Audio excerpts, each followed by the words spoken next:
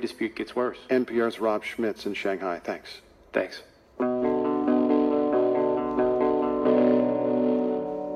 Scott Pruitt is out as head of the Environmental Protection Agency. President Trump announced on Twitter late yesterday that he has accepted Pruitt's resignation.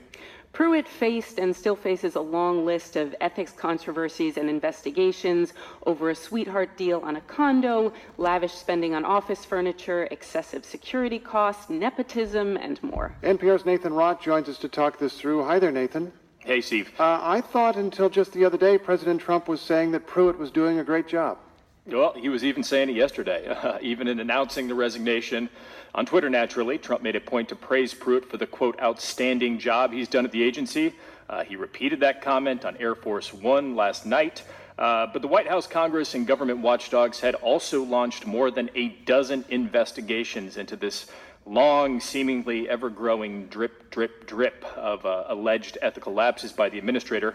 And Pruitt, in his resignation letter to the president, said those, quote, unrelenting attacks on me personally, my family, are unprecedented and have taken a sizable toll on all of us. Well, let's talk about the job he did at the agency. I guess he leaves behind a $43,000 soundproof booth that he had the government pay for his private phone calls. I guess he leaves behind improved office spaces and a record of first-class air travel and so forth. But what about substantively on the issues? What did he do at the agency? Well, I think that's hard to say, really. From a policy perspective, I think Scott Pruitt will be proud of the legacy that he left behind. I mean, he initiated efforts to undo a number of environmental policies that Trump railed against during his campaign, and conservatives have bemoaned for many years. Changes at oil and gas companies and certainly parts of the country wanted to see. He decreased environmental enforcement. He sped up environmental reviews. He rolled back what he and some of the others portray as overly burdensome regulations to address air and water pollution. But the reason I say it's unsettled is because there's a huge caveat here, which is that a lot of these rollbacks that Pruitt initiated, this deregulatory legacy that I'm sure he wants to be remembered by, is still very much unsettled.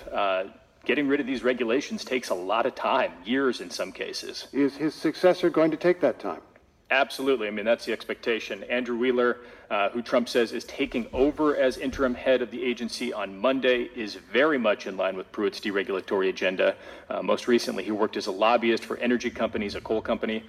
Christine Todd Whitman, who headed the EPA under President George W. Bush, told our colleagues at All Things Considered yesterday that she worries that Andrew Wheeler also shares Pruitt's dismissiveness of sound science. The willingness to wholeheartedly accept whatever industry said. Industry should be heard, but they can't be the only voice at the table.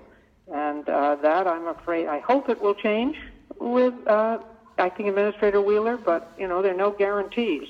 So I think, really everyone, including the president, is expecting him to come down and continue the path that Pruitt started. NPR's Nate Rott, thanks very much. Yep. Now, while Scott Pruitt